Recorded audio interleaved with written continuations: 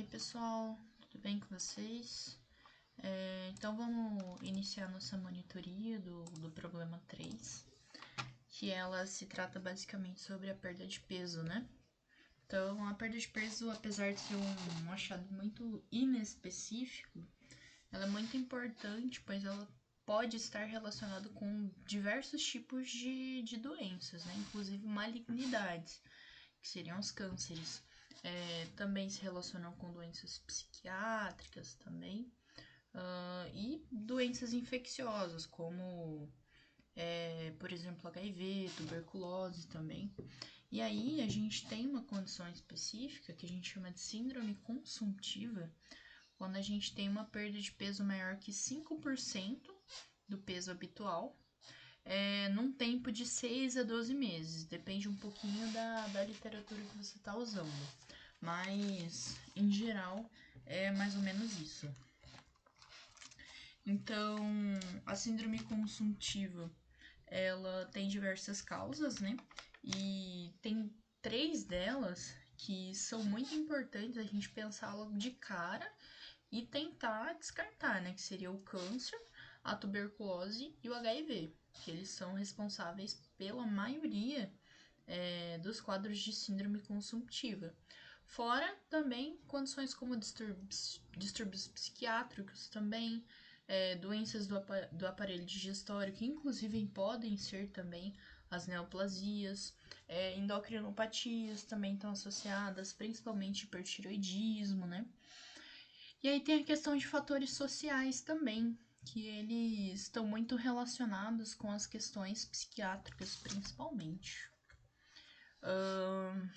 Então, quando a gente pensa em síndrome consumptiva, a gente pensa em 4 tipos de origem, digamos assim, para a gente tentar investigar como causa dessa síndrome, né?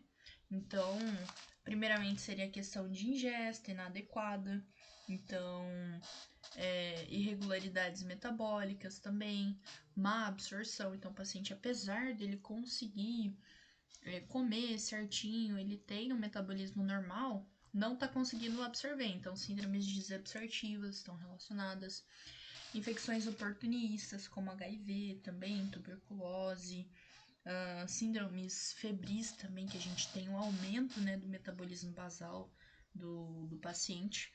E pensando nessa questão de doenças crônicas, seja câncer, DPOC, tuberculose, enfim, são doenças que elas acabam gerando um estado pró-inflamatório, né?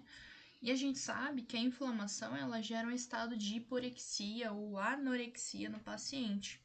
Então esse paciente ele tende a se alimentar um pouco pior. Então ele acaba entrando aqui nesse primeiro ponto, né? Tendo uma ingesta inadequada. Tende também a fazer com que tenha uma perda de massa muscular por conta da inflamação também, gerando inclusive estados de resistência insulínica, como no diabetes mellitus tipo 2, que consequentemente também, por a gente não conseguir fazer o consumo da glicose, por ter essa resistência à insulina, o paciente ele começa a fazer um estado de hipercatabolismo, então ele começa a fazer proteólise, ele começa a fazer lipólise, então ele não usa a glicose que ele tem, ele usa a energia que ele tem armazenada, né, que é tecido muscular, tecido gorduroso. E também o paciente ele pode ter anemia associada, igual a gente vai ver no mieloma múltiplo, né? E é importante também a gente perguntar ao paciente como que foi, né? Tipo assim, como é que ele começou a perder esse peso, se foi uma perda muito rápida, se ela foi uma perda que às vezes ele perdeu um pouquinho, depois parou de perder, depois voltou a perder, se ele perdeu todo esse peso tudo de uma vez, se esse paciente queria perder peso, porque às vezes o paciente perdeu peso porque ele queria, começou a fazer uma dieta, começou a perder peso, beleza, era o que ele queria. Mas muitas das vezes não é isso. Às vezes o paciente ele nem vai notar que ele perdeu peso. Principalmente paciente de UBS, né? Paciente mais pobre, assim, não tem costume de pesar. Daí geralmente é importante que a gente observe o paciente também. Se o paciente está com as roupas mais largas, se questão de relógio também, se o relógio está frouxo no braço do paciente, porque idosinho costuma muito usar, né, relógio. E aí, importante também questionar sobre sintomas associados. Então, se o paciente, por exemplo, ele tem alguma queixa gastrointestinal, como por exemplo, a incapacidade de engolir, ou se ele não sente fome, sente dor abdominal, se disfagia, enfim. A gente sempre tem que questionar por aparelhos, assim, né, pra gente tentar identificar da onde tá vindo essa síndrome consumptiva, de quais desses pontos aqui tá vindo, né? Então, a gente tem diversas coisas que poderiam gerar uma síndrome consumptiva, desde cânceres, doenças infecciosas, psiquiátricas, neurológicas também, como, por exemplo, AVC, demências, doença de Parkinson também, esclerose. Só um minuto. Esclerose lateral amiotrófica também, né? Porque o paciente ele acaba tendo essa alteração da própria cognição e, consequentemente, ele perde também a questão de alteração motora, né? Então, o paciente ele tende a fazer disfagia também, porque ele não tem esse mecanismo de contração muscular para fazer a própria deglutição. Também tem um menor controle da questão da língua, para mastigar também. Reflexo de pacientes, ele já, com o envelhecimento, ele já tende a diminuir, né? Se ele tem doença neurológica, piorou. E aí é mais isso. Aí a gente tem um fluxograma que a gente pode seguir para tentar fazer o diagnóstico da causa, né, dessa síndrome consumptiva. Então, a primeira coisa que a gente tem que fazer é identificar de fato se existe uma síndrome consumptiva. O paciente perdeu mais de 5% do peso que ele tinha nesses últimos 6, 12 meses? Perdeu. Tá. Depois, foi voluntário? Foi. Foi voluntário, mas o que o paciente fazia? O paciente, ele trocou o arroz integral, trocou o arroz branco pelo integral. Mas diminuiu a quantidade, mudou alguma outra coisa? Não. Então a gente pode pensar, será que foi pela questão voluntária? Porque ele não mudou muito a questão da vida do paciente, né? Dos hábitos do paciente. Então sempre tem que questionar, mesmo o paciente falar, foi voluntário. Mas você tem que saber notar se esse voluntário do paciente é compatível com a quantidade de perda. Porque às vezes ele perdeu muito mais do que ele deveria só fazendo essa substituição ali na alimentação. E aí, quanto à questão de perda involuntária, a gente pensa também e faz uma diferenciação quanto à questão do apetite do paciente. Beleza, você teve perda de peso, não foi voluntária, e como é que tá seu apetite? Ele tá menor do que o habitual, do que era antes? Ele tá normal, tá aumentado? Doutor, eu tô sentindo muito mais fome ultimamente. Geralmente, a primeira coisa que a gente pensa quando o paciente fala que tá sentindo muito mais fome, principalmente se tá associada a muito mais sede, é o diabetes mellitus, descompensado. Pode ser também síndromes desabsortivas, né? Porque o paciente, se ele tá comendo e a gente não consegue fazer a absorção dos nutrientes que ele tá comendo, a tendência é que ele sinta fome também. Pode ser feocromocitoma também, que geralmente vai estar associado a um aumento de pressão que dificilmente se controla, né, com o uso de medicamentos. E também com o aumento da atividade física, mas isso aí a gente tende a perguntar, né, quando o paciente fala que foi voluntário ou não foi, a gente pergunta. Mas se por acaso passar, a gente tem que perguntar aqui nessa investigação pelo fluxograma. E aí, se o paciente diminuiu o apetite, a gente tem que pensar principalmente nos fatores sociais, né? Anorexia, bulimia, então a gente tem que examinar bem o paciente, examinar as mãos, examinar a cavidade oral também. Pensar questão de distúrbios psiquiátricos também, principalmente idosos, eles tendem a fazer muito quadro de depressão. E o paciente idoso depressivo, tadinho, ele para de comer real mesmo. A gente sempre tem que questionar se o paciente está tendo tristeza ou anedonia, que seria tipo, eu ficava muito feliz quando eu fazia determinada atividade, doutor, mas hoje nem isso me deixa feliz mais. Então tem que perguntar, tá desanimado, tá cansado, como é que tá o sono, tá conseguindo dormir? Porque apesar de não ser uma coisa assim que a gente vê toda hora, não é porque não tem, é porque muitas das vezes os médicos acabam não perguntando, não vendo, entendeu? Porque habitualmente é comum que a gente diagnostique doenças psiquiátricas depois de excluir as outras patologias, né? Então, na maioria das vezes, a gente não vai pensar na doença psiquiátrica de cara, mas para o idoso é importante a gente pensar nela mais no início, né? Se esse idoso ele não tem, por exemplo, queixas específicas, assim. A questão de neoplasias, né, também, como eu tinha falado, doenças crônicas, neurológicas também, já até tinha comentado. E aí, na questão da anamnese, tem 9 perguntinhas que a gente poderia fazer para esse paciente. Alguns lugares trazem 10 também, que são os 9 Ds, que seria coisas que a gente deveria avaliar e perguntar para o paciente. Sobre a questão da dentição, se o paciente ele tem dentes, né, se ele consegue mastigar certinho, se o paciente tem disfagia, tá conseguindo engolir certinho, mastiga, como é que tá? Distúrbios do paladar também, diarreia, depressão, doença crônica, demência, algum tipo de disfunção cognitiva ou física ou mesmo psicossocial, drogas, e algumas literaturas trazem um 10º D, que seria o don't know, não sei, né? Então o paciente ele não sabe dizer e a gente não achou nenhuma dessas alterações nesses outros 9 Ds. E aí é importante também a gente fazer a avaliação da independência funcional desse idoso. Que seria o que o idoso consegue fazer em casa quando ele está sozinho. Se ele precisa da ajuda da família para fazer atividades mais simples, assim como tomar banho, vestir roupa, escovar os dentes. Ou se ele é um idoso mais independente, ele já consegue fazer as atividades de casa, ele caminha fora de casa também. É importante a gente fazer essa avaliação, porque ela também pode dizer pra gente aonde está o problema desse paciente. Por exemplo, o paciente não faz nada porque ele tá muito desanimado e ele não tá conseguindo fazer nem nada dentro de casa. Então a gente pode pensar na questão de distúrbios psiquiátricos, entendeu? Então, esse fluxograma ele é bem bom mesmo pra gente fazer a investigação.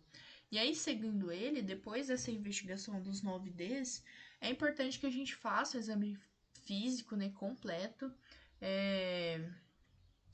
E aí, se a gente não tiver alteração... a questão do exame físico, além de, tipo, peso e altura pra gente ver o IMC do paciente, aqui na questão da pele é importante a gente despir o paciente mesmo. Porque lembra que no começo eu falei assim, que as três principais causas de síndrome consumptiva eram HIV, TB e câncer. O principal câncer com maior, como fala, incidência e prevalência na população geral são os cânceres de pele, né? Então é importante a gente despir o paciente e avaliar ele bem. Ver a questão também da cavidade oral, tanto a questão de dentição, quanto avaliar se não existe nenhum tipo de ferida ali que poderia indicar pra gente uma carcinogênese, porque a gente sabe que, principalmente se tratando de população idosa, a gente tem cânceres muito relacionados com o tabagismo, né? Ver a questão da tireoide também, que na mulher, principalmente, é um câncer muito prevalente. E exame cardiovascular, respiratório, abdominal também. E principalmente se o paciente tem queixa do trato gastrointestinal, é importante que a gente sempre faça o toque retal, porque às vezes esse paciente ele tá sangrando e ele não vê. Ou às vezes o paciente tem um câncer de próstata, pensando num paciente homem, né? Que tá metastasiando e já tem câncer em outros lugares, e aí o paciente tá fazendo essa perda de peso por conta do câncer. Ver a questão de palpação de linfonodos também, né? Porque a gente tende a fazer uma disseminação linfonodal dos cânceres. E o exame neurológico para a gente avaliar a questão de tanto doenças psiquiátricas como as próprias neurológicas, né? Então, o paciente pensando na questão de Parkinson ou também demências, enfim. E aí a gente tem alguns exames laboratoriais que são sempre importantes a gente fazer. Toda aquela questão de triagem infecciosa, então sorologias, raio-x de tórax, PPD, albumina também, para a gente ver como é que tá a função hepática desse paciente e esses outros exames gerais. E aí, se não tiver alteração nenhuma, a gente vai ter que fazer um acompanhamento desse paciente para ver como é que vai ser a evolução. Então, aqui para a mulher, por exemplo, a gente tem que fazer um acompanhamento para triagem de câncer de colo uterino e câncer de mama. Para os pacientes homens, a gente tem que fazer a triagem e acompanhamento para ver se esse paciente não tem um câncer de próstata. E pensando em ambos, é importante que a gente faça colonoscopia pelo menos de 10 em 10 anos. E aí, coloquei no final para não esquecer. E que bom, porque a gente sempre esquece da questão de medicamentos. O uso de medicamentos, eles podem fazer muita coisa, desde alterações de pele até alterações sistêmicas, né? Então, perguntar para o paciente também quais medicamentos que ele toma, porque às vezes o paciente começou a perder peso depois de iniciar um medicamento para hipertensão, por exemplo, o IECA, que geralmente é o primeiro medicamento que a gente usa para o paciente que tem pressão alta. E aí a gente tem que perguntar pro paciente quais medicamentos ele toma, porque muitas das vezes é o medicamento que tá fazendo ele perder peso e a gente tá pensando que o paciente tá com câncer.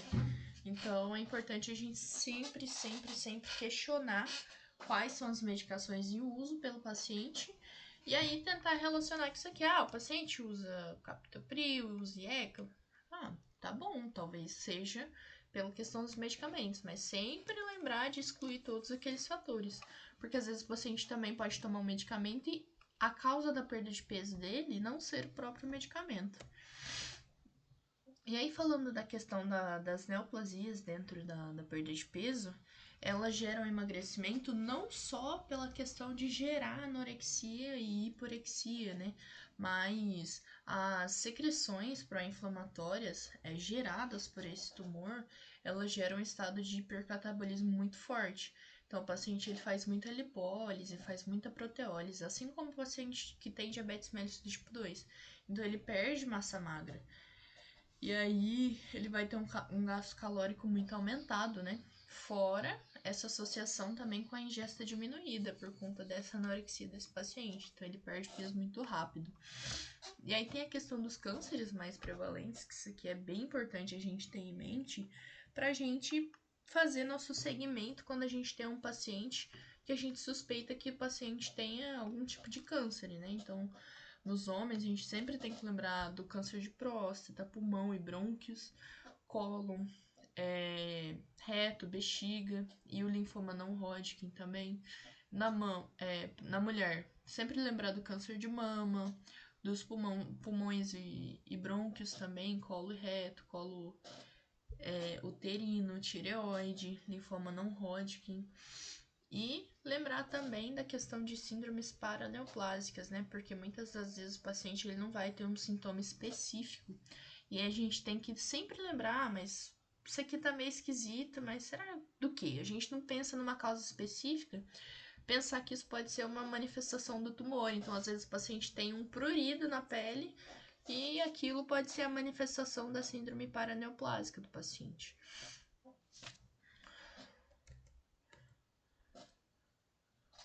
Pensando no HIV também como causa, né, de síndrome consumptiva. Então aqui está especificando sobre a questão da infecção e também da infecção oportunista, né, que é sempre está associada à síndrome da imunodeficiência humana, porque esse vírus ele tende a acometer células do tipo TCD4, né, que fazem a resposta imune para a defesa do nosso corpo. Então, a tendência é que essas células caiam bastante. Fora o aumento da replicação viral também, com a queda dessas células. Então, o paciente ele tende a ficar muito imunossuprimido. Então, ele pode pegar uma infecçãozinha ou outra e que num paciente sem AIDS não faria nada. Às vezes o paciente nem sentiria nada, mas o paciente com AIDS ele vai ficar mal. Daí, nesse problema, acho que também tem a questão das lombalgias, né? Então, no idoso, quando a gente pensa em lombalgia no adulto ou idoso, é muito comum, né? Não só no idoso, mas quem aqui nunca teve lombalgia? Eu tô com lombalgia agora, mas enfim. Vamos lá. Principal causa de lombalgia, a lombalgia mecânica, que ela é caracterizada como uma dor que é limitada à região lombar. No máximo, ela vai afetar a região glútea, mas é bem comum, geralmente é limitada à região lombar mesmo. Também não costuma ter irradiação para membros inferiores, tem uma duração bem limitada, então mesmo que o paciente não use medicamento nenhum, a duração vai ser ali de 3, 4 dias no máximo. E aí ela costuma ser causada também por estiramentos, contusões. Então o paciente pegou peso, dormiu de mau jeito, e aí ele começa a ter essa dor. O tratamento geralmente ele é feito com AINES, né? E aí repouso também a princípio. E pensando no tratamento assim a longo prazo, o tratamento ele seria mais a questão de fisioterapia, né? Para fortalecimento de musculatura abdominal profunda e paravertebral, que a gente tenderia a fortalecer essa musculatura que tá, que tá frágil, fazendo com que ela fique forte, que não cause posteriores episódios de lombalgia mecânica quando esse paciente pega um peso ou quando ele dorme de um jeito meio desajeitado. Temos também a lombociatalgia, que já seria a dor lombar gerada por uma reação inflamatória no nervo ciático. Então, o paciente ele vai ter uma dor lombar que tende a irradiar tanto para a região glútea, para as nádegas, quanto para o membro inferior do lado acometido. Tende a piorar com esforço, então se o paciente mexe, pega um peso, faz alguma coisa, vai doer. E também ela tem uma tendência a ficar com mais dor pela manhã, porque durante o período da noite, esses discos intervertebrais, eles tendem a se embeber de volume. Então, eles ficam mais inchadinhos, então eles podem comprimir ali o nervo ciático logo na saída. Mas também, ela pode ser causada tanto por osteófitos, quanto por neoplasias que estão crescendo ali na região da coluna lombar, que está comprimindo esse nervo. Pode ser por compressão radicular também. E essas compressões, elas fazem com que a gente tenha um aumento de pressão intradiscal, pensando na questão das hérnias, né, de disco. Então, com esse aumento de pressão, o paciente ele tem uma protrusão discal, que não precisa ser total, então às vezes só aumentou ali aquela beiradinha do disco, fazendo com que ele comprimisse o nervo. Essa compressão ela vai gerar uma reação inflamatória local naquele nervo, então o paciente vai sentir dor por conta disso. E a gente pode fazer um exame físico para confirmar essa lombochatalgia, o teste de LASEG, né, que seria a elevação do membro acometido do paciente a 60 graus, então ele vai sentir dor na região do nervo ciático. Valsalva também tende a piorar a dor do paciente quando ele faz algum esforço, né? Então, se ele assopra a mão ou se ele tosse, por exemplo, ele também vai sentir dor. E tem a questão do sinal das pontas para a gente identificar qual raiz, né, que está sendo acometida. Então, por exemplo, se o paciente sente dor ao caminhar pelo calcanhar, a raiz acometida é L5. Se ele sente dor ao caminhar na ponta do pé, a raiz acometida é S1. E quanto à questão do tratamento, também é feito com AINES e repouso, além do uso de relaxantes musculares também.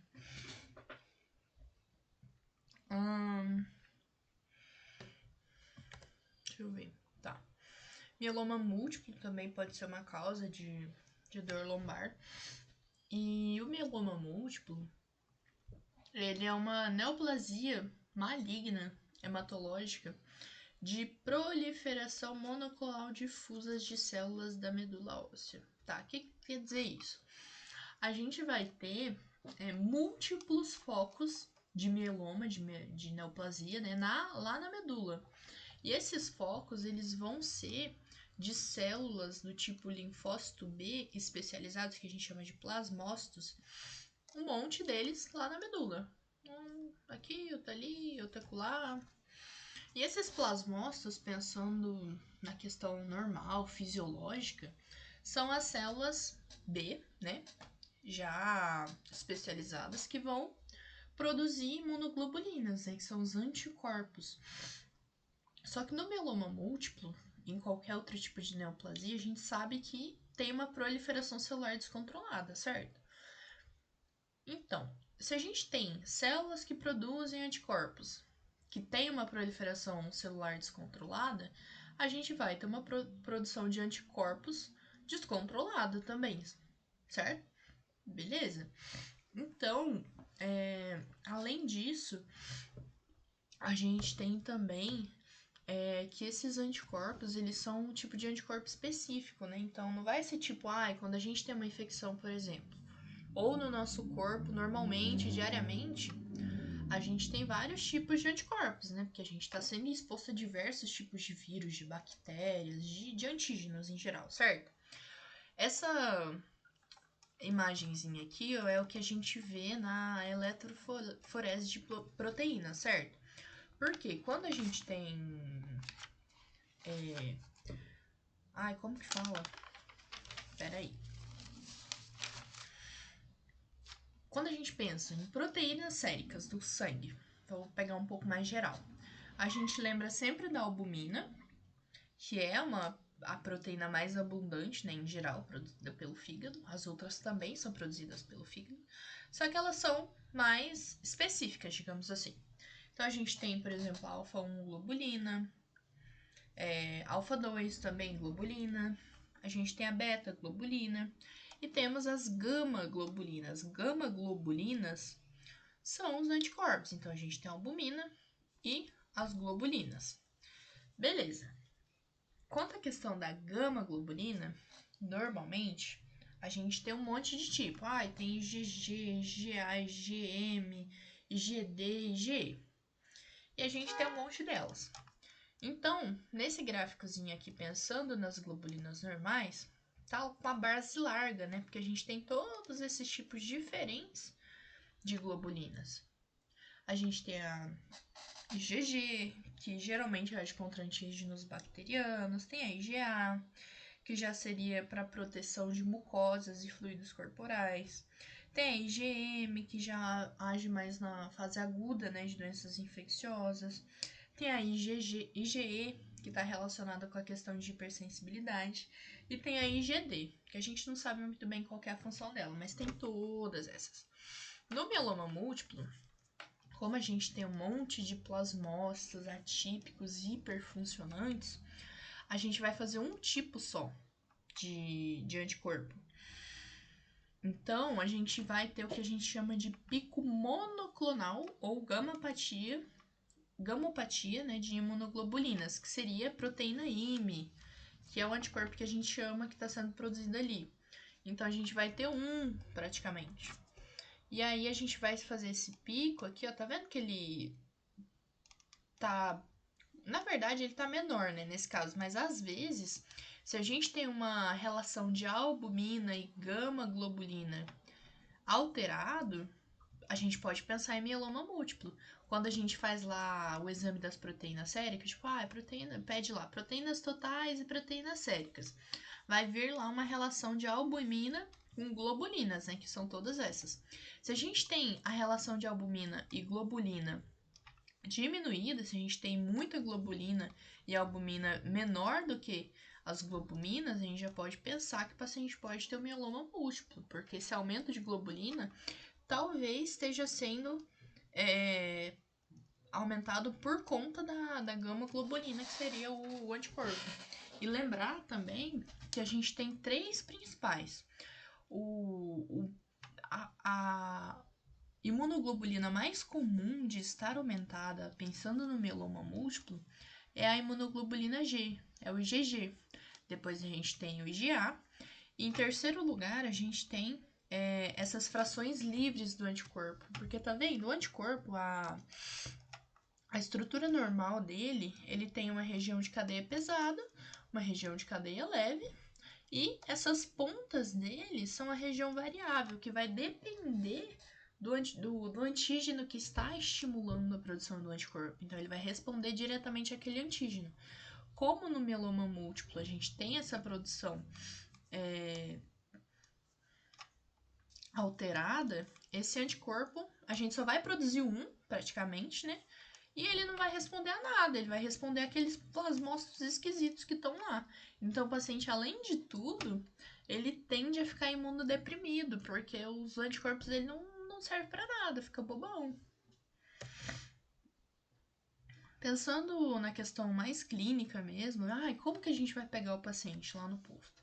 Geralmente, pensando na questão epidemiológica, né, falando melhor, serão os pacientes entre 50 e 60 anos, homens e principalmente negros, mas isso não exclui o fato de que pode dar em mulher, pode dar em jovem, pode dar em pessoa branca também, mas pegou um cara, pensar, é homem, é negro e tem essa idade, então já tem que tomar um pouquinho mais de cuidado. E aí os achados que a gente vai ter, eles vão se relacionar basicamente todos com a questão do aumento daqueles anticorpos, né? Porque, por exemplo, quando a gente tem esse excesso dessa proteína M, que são os anticorpos produzidos pelo mieloma múltiplo, eles podem fazer múltiplas alterações no sistema do paciente. Eles podem tanto se ligar com fatores de coagulação, então o paciente ele pode ter sangramento, pode ter coagulação, se externalizando por flebites, né? Pode ter alteração na visão também. Eles podem se ligar a hormônios, inclusive, fazendo disfunção metabólica. Ou eles podem acumular entre si também. Então, o paciente pode até ter um plasmocitoma, fazendo compressão de outras estruturas pela aglomeração dessas proteínas M. E também eles podem se agrupar em tecidos, então a gente pode pensar na questão de nervos também. O paciente ele pode ter uma neuropatia periférica, que inclusive segue aquele mesmo padrão da neuropatia do paciente diabético, que é o padrão bota e luva, né? Então o paciente ele tende a ter dor, parestesia, diminuição de força. Além de que esse excesso de proteínas M, né, na corrente sanguínea, eles acabam estimulando o empilhamento das hemácias periféricas. Então, pode fazer com que a gente tenha as hemácias em rouleau quando a gente faz o esfregaço lá do sangue periférico. Além de que na medula, como eles são tóxicos, eles tendem a fazer com que a medula tenha uma eritropoese menor, sabe? Eles desestimulam a eritropoese. Então, o paciente ele tende a ter anemia, também é muito comum. Como essas proteínas M também, elas são super tóxicas, assim, elas fazem um estado pró-inflamatório, elas também estão diretamente ligadas a lesões renais, principalmente nas regiões tubulares. Então, o paciente ele pode tanto precipitar uma disfunção renal, quanto piorar a disfunção renal que o paciente já tinha. Então, ele tende a fazer um aumento de creatinina, de excreção, né? Inclusive aumento de ácido úrico e tudo aquilo que a gente não deveria perder na urina, esse paciente começa a perder. Tem a questão também óssea, né? Porque como no mieloma múltiplo a gente tem esse estado pró-inflamatório, é muito comum que as citocinas elas façam a ativação dos osteoclastos sem fazer a ativação dos osteoblastos. Então a gente tem uma reabsorção óssea de cálcio muito grande. Então o paciente ele faz uma destruição da matriz óssea dele. Geralmente, quando a gente pensa nos cânceres em geral e nas outras condições que ativam os osteoclastos, por exemplo, eles são associados à ativação de osteoblastos também, justamente na tentativa de equilibrar essa perda de matriz óssea, né? No caso do mieloma múltiplo, vai ser diferente. Então, o paciente ele vai ter só o predomínio da ativação de osteoclastos. Então, como ele tem muito osteoclasto ativado, essas células, elas vão fazer a reabsorção de cálcio, fazendo com que o osso desse paciente ele fique muito fragilizado, né? Que a matriz dele fique muito deficiente em cálcio. Então, ele vai ficar fraco. E aí, pode inclusive fazer, tipo assim, como se fosse mordedura, eliminação, assim, das partezinhas do osso. Então, quando a gente pega e faz um raio-x ou uma ressonância desse paciente, a gente vai ver que o osso dele tá todo mordiscadinho. Principalmente nas regiões mais centrais, sabe, esqueleto axial. Então, são as lesões osteolíticas que a gente chama. E aí, os achados que a gente vai ter, a gente pode chamar tanto de CRAB como de caro, né? Trazendo para o bom e velho português que a gente tem aqui, vamos pensar no caro. Então, a gente vai ter o aumento do cálcio, né? A gente vai ter uma hipercalcemia por conta dessa reabsorção óssea aumentada pela ativação de osteoclastos. A gente tem também a anemia com, né, esse achado de hemácias em rouleau, por conta de que os plasmócitos lá da medula, eles inibem a eritropoiese. E associado a isso, a gente tem o empilhamento, né, das hemácias por conta das proteínas M no sangue. A gente tem insuficiência renal também, porque além do aumento do cálcio, a gente tem proteinúria por conta de muita proteína M na corrente sanguínea. Então, a gente tenta jogar isso fora. Então, a gente chama de proteína de Bence-Jones, quando a gente encontra isso na urina, é muito comum. Fazendo a síndrome de Fanconi, que é justamente a perda de minerais pela urina. Então, o paciente ele perde creatinina, perde ácido úrico, perde magnésio, perde um monte de coisa. E, por último, as lesões líticas, né, no esqueleto axial. Então, quando a gente faz lá o raio-x da cabeça, do caro, do tronco, ele vai ter o osso todo mordiscadinho, cheio de pontinho, onde a gente tem diminuição como falo, da matriz óssea dele. Aquela questão do paciente tender a ser imunossuprimido, né? Porque como ele tem esses anticorpos específicos do tumor, o restante dos anticorpos, eles não tem, né? Não produz. Ele só produz esse anticorpo inútil aqui. Então, o paciente ele pode, inclusive, morrer por conta de infecções que uma pessoa que não é doente, não tem o mieloma, seria uma coisa boba. Então, o paciente faz uma sepse e morre. Clinicamente, também falando, a gente tem a síndrome de POEMS, que seria o encontro da polineuropatia simétrica, né? Que é aquilo que eu falei de ter aquele acometimento em bota e luva.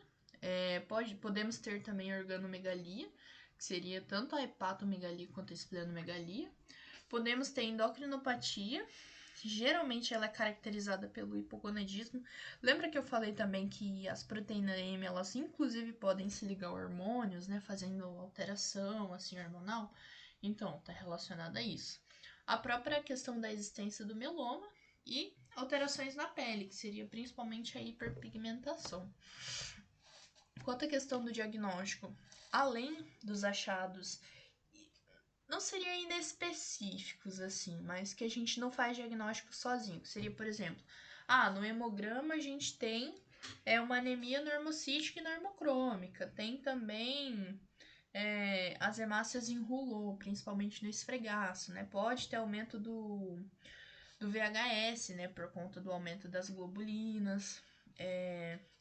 Na eletroforese a gente tem, né, o pico monoclonal de base estreita e fina, que é aquilo que eu expliquei para vocês naquele gráficozinho. Raio-X a gente pode ter a questão de destruição óssea e tudo mais.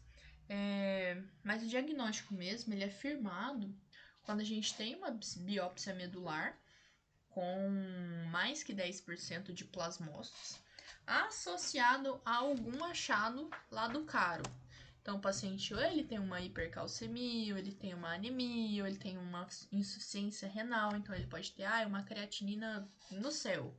Ou as lesões líticas, né, que a gente veria pelo raio-x. Então, sempre tem que ter a biópsia de medula com esse aumento de plasmócitos associado a algum daqueles outros achados. Ou ainda, a gente tem também biomarcadores do mieloma, que seria uma plasmocitose ainda maior que esses 10%. Tem uma relação de cadeias leves envolvidas e não envolvidas bem grande. E mais que uma lesão focal na ressonância de medula, né? Então a gente consegue ver alterações na própria medula.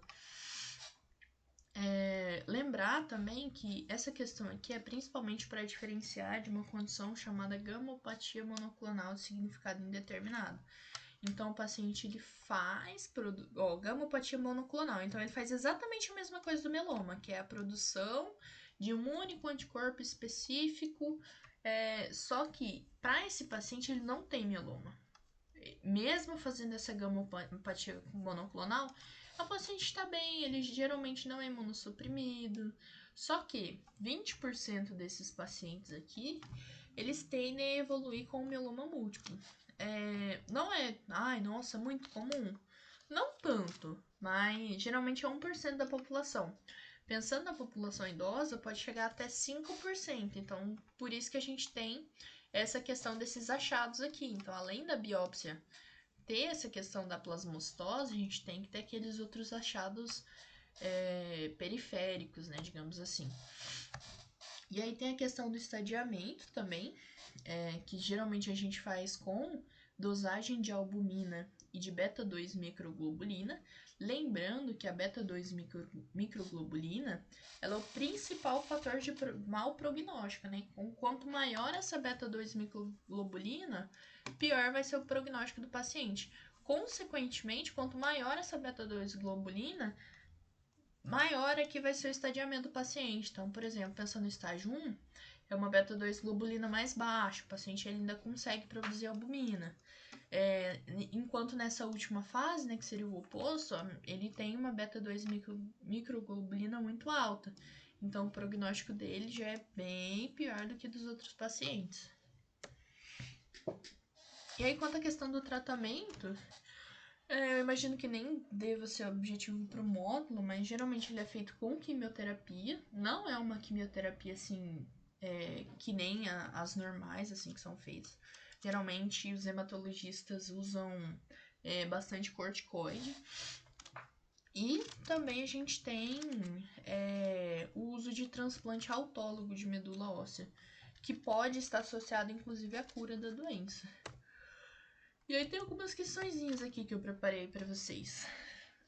Principalmente sobre mieloma, porque eu tive muita dificuldade para achar questão sobre síndrome consultiva e tudo mais. Mas vamos lá. A respeito do mieloma múltiplo, assinale a alternativa correta. Para o diagnóstico de mieloma, a presença de grandes quantidades de proteínas de Benson Jones na urina é um critério indispensável? Vou até voltar aqui, ó. Não, a gente vai precisar da biópsia de medula, mas um outro achado do caro. Lembra que lá no R, né, na insuficiência renal, a gente pode ter a proteína de Benson Jones.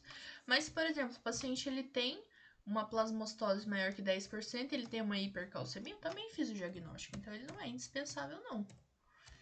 Então tá errada essa primeira. A velocidade de sedimentação das hemácias geralmente é aumentada no mieloma do tipo microglobulinemia de Waldenstone. Não sei dizer, vamos ver as outras. C. O aumento da dosagem de beta-2 microglobulinas indica mau prognóstico. Beleza, essa a gente sabe que tá certa. D.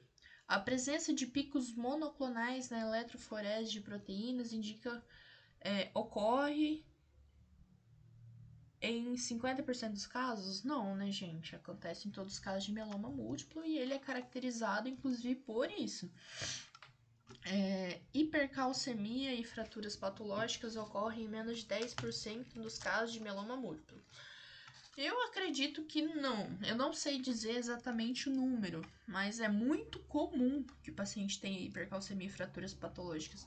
Inclusive, é tão comum que um dos primeiros sinais clínicos assim que o paciente vai sentir, vai externalizar, vai te falar, é o paciente vai chegar e falar assim: doutor, tô sentindo muita dor no osso. Eu não sei explicar, parece que tá no osso mesmo, sabe?